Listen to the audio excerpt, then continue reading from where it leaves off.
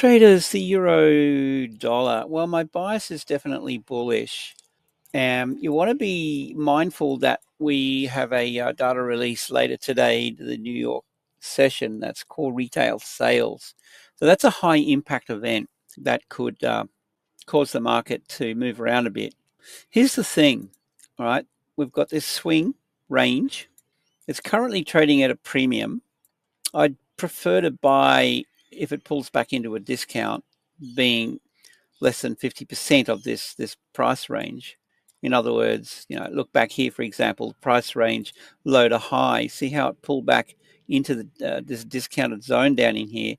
61.8 is my sweet spot, and then we're off. But the thing you want to watch, right? So let's just say this core retail sales data comes out, and hypothetically, right?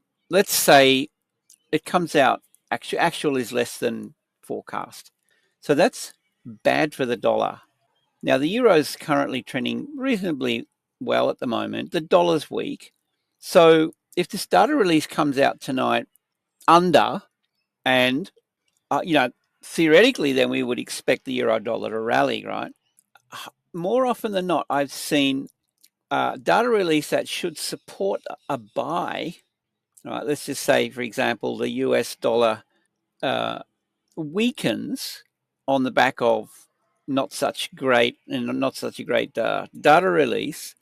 Watch out for that before that, right? A couple of things that can happen with this: buy the rumor, sell the news, or whatever it is, right? Traders, maybe they're expecting the data release to support a euro dollar buy. So the market gets priced in. That's one thing. And the other thing that occurs is the algos need to need to push the market into liquidity. So you want to consider that there is a big liquidity pool sitting under here. And there's an imbalance here as well. All right, so I'm looking at this imbalance, bullish imbalance. One-way trading is bullish. There's also another gap under here as well. Gap as in a fair value gap, right? Imbalance, bullish imbalance. So these two areas down in here, along with 50% of this previous price swing and below, well, below 50% is discounted. And then we have these imbalances that could be a target for the algos to push this back down, looking to rebalance. And then we get our move.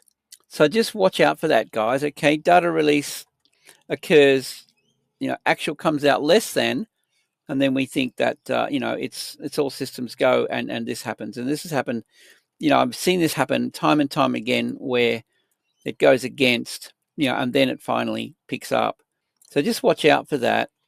What else can I say?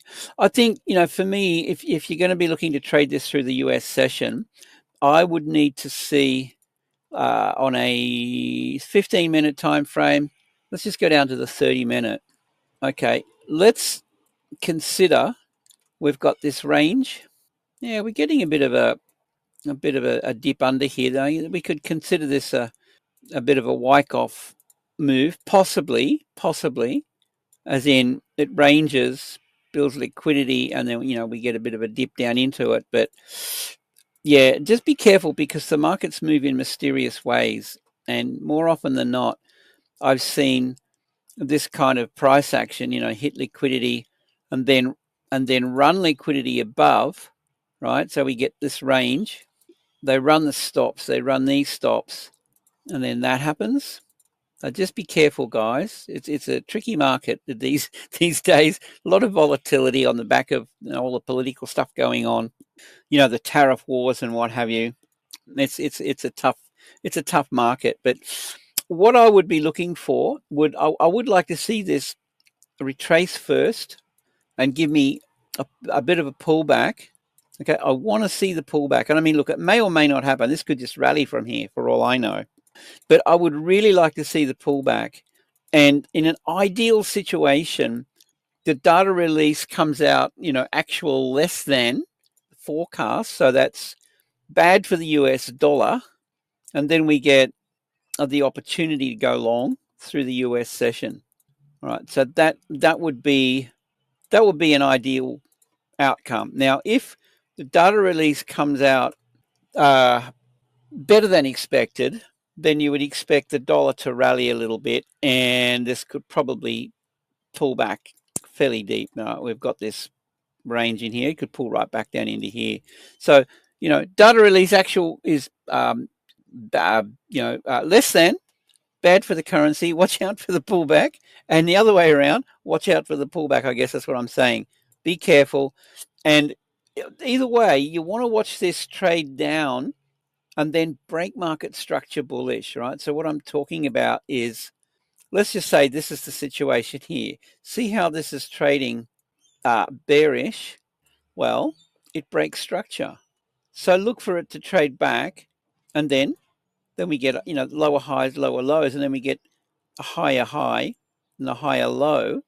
And this higher low then is your key or your cue to get involved. Once you see it start trending up like that, so then you buy. Right, so I'd be looking for this price action to occur here, possibly a bit of a pullback, and then it rotates. Guys, that's a bit of a wrap. I would be thrilled if you commented. I would love you to comment. Give me your thoughts. This looks like it's a bit of a bear flag, actually. I mean, a bull flag. What am I talking about?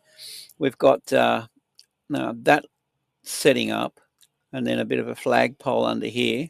Okay, that's potentially a bullish pattern, like this down in here. Trades up, and we get a bit of a flag. There it is, and draw your pole. There it is. So yeah, but watch out, guys. It could dip a little bit lower. Now, yeah, I would love you to comment. Definitely leave your mark underneath. And with that, I hope you have a great day. Safe trading, and let's just mark that up. I'll see you in the next one.